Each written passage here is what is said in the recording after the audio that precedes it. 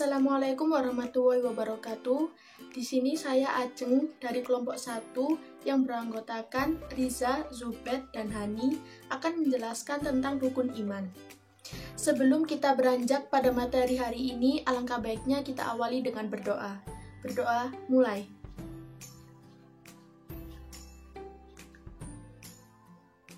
Berdoa selesai. Rukun iman yaitu pilar-pilar keimanan dalam Islam yang harus dimiliki oleh seorang muslim. Dalam buku Rukun Iman 2012, Huda Rohman menjelaskan bahwa iman yang sah ketika dilakukan dalam 3 hal. 1. Diyakini dalam hati. 2. Diikrarkan dengan lisan. 3. Diamalkan dengan anggota badan.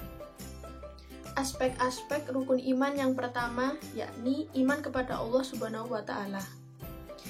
Iman kepada Allah dilakukan dengan cara mempercayai dan meyakini bahwa Allah itu benar-benar ada, kendati seseorang tidak pernah melihat wujudnya ataupun mendengar suaranya. Untuk beriman kepadanya, seorang muslim harus mengetahui sifat wajib, sifat jaiz, dan mengenal 99 Asmaul Husna yang tertuang pada Al-Quran dan hadis. Ini saya akan menjelaskan tentang rukun iman yang kedua, yaitu beriman kepada malaikat-malaikat. Beriman kepada malaikat berarti kita meyakini dengan sepenuh hati, mengucapkan dengan lisan, dan mengamalkan dengan perbuatan bahwa Allah telah menciptakan malaikat beserta tugasnya. Ada 10 malaikat yang wajib kita ketahui.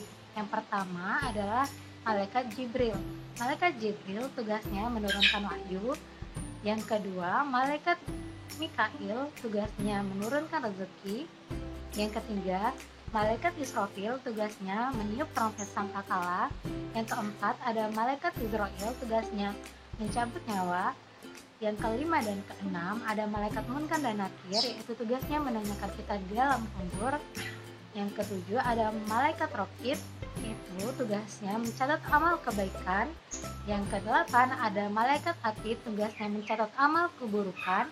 Yang kesembilan, ada malaikat Malik, tugasnya yaitu menjaga pintu neraka. Yang ke-10 ada malaikat Ridwan yang tugasnya adalah menjaga pintu surga. Adapun perilaku dari mencerminkan kita beriman kepada malaikat-malaikat, yang pertama yaitu selalu berkata yang baik-baik dan jujur. Yang kedua, berperilaku yang baik dan bermanfaat. Yang ketiga, saling tolong-menolong dalam hal kebaikan. Yang keempat, selalu bersyukur ketika mendapat nikmat. Yang kelima, selalu bersabar ketika mendapat ujian dan musibah. Ketiga, yaitu rukun iman kepada kitab-kitab Allah.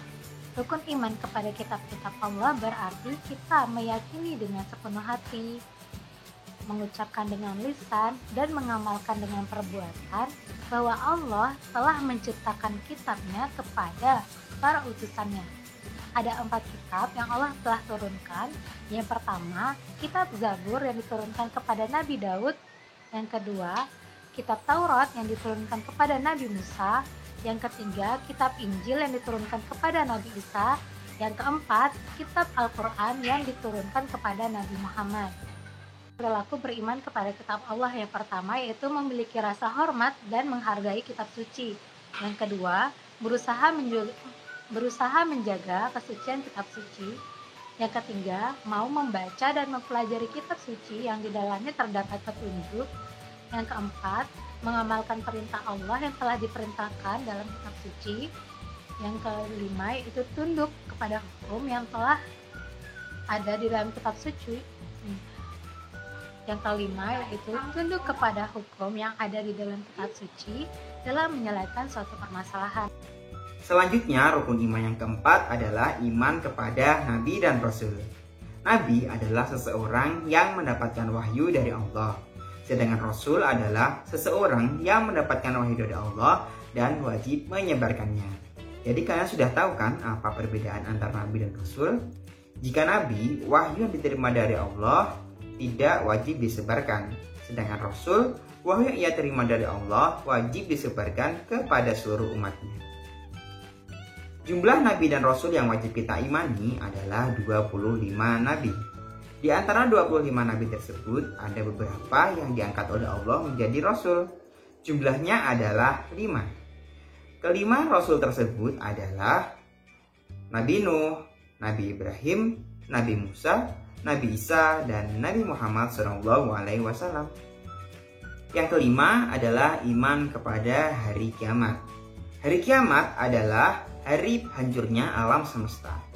Hari kiamat biasa disebut juga sebagai hari akhir, karena hari itu merupakan hari berakhirnya semua kehidupan. Semua makhluk pasti akan mati. Hanya Allah lah yang akan hidup pada hari kiamat.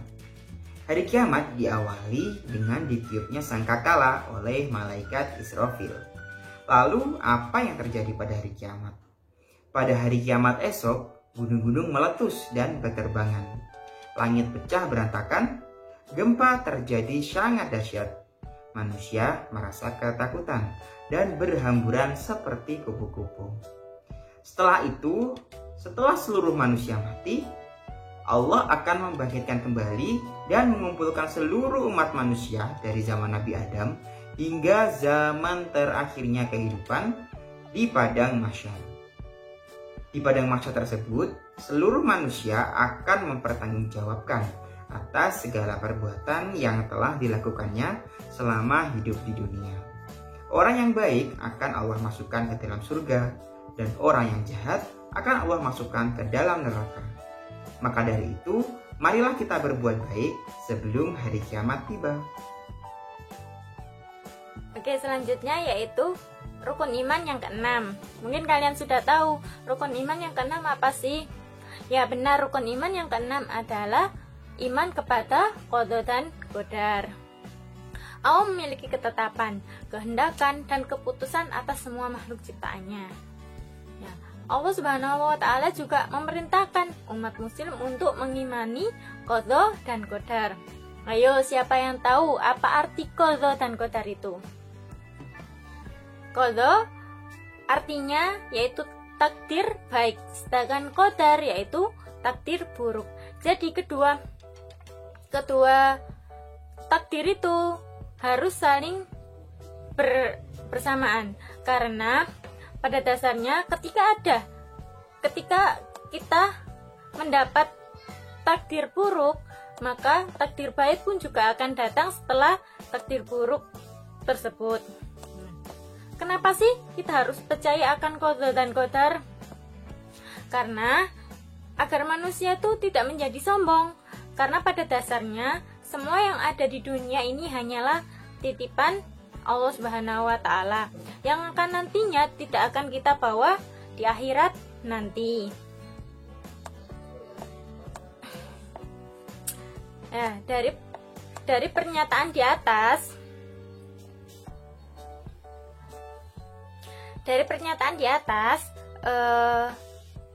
dapat kita beri contoh bahwasanya kita tak boleh sombong dengan apa yang kita miliki, karena pada dasarnya apa yang kita punya di dunia ini hanyalah sementara dan tidak akan kita bawa sampai ke akhirat nanti. Jadi teman-teman sudah mengetahui kan rukun iman, ada berapa itu rukun iman dan apa aja. Ya, dari ke-6 rukun iman itu, yang pertama yaitu iman kepada Allah, yang kedua iman kepada malaikat, yang ketiga iman kepada kitab-kitabnya, yang keempat iman kepada nabi dan rasul, yang kelima iman kepada hari akhir, dan yang terakhir ke-6 iman kepada qada dan qadar. Dari ke-6 rukun iman itu, kita sebagai umat muslim manusia hendaknya mengimani, wajib bagi kita, karena itu sudah ditetapkan oleh Allah Subhanahu wa Ta'ala. Ya, sekian dari kami. Semoga materi yang kita sampaikan bermanfaat. Jika ada kurang lebih dan salahnya, mohon maaf, karena kami di sini juga masih belajar bersama-sama. Wassalamualaikum warahmatullahi wabarakatuh.